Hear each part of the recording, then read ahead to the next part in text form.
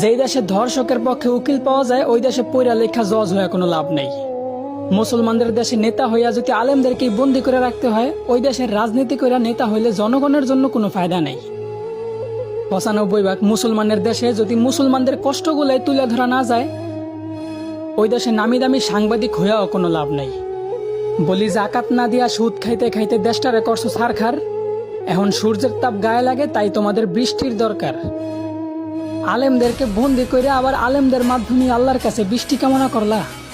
বিষয়টা এমন হইল না যে কোনো এক ফল গাছের গোড়া কাটা ফালাইয়া সেই গাছ থেকেই আবার ফলের আশা করলা।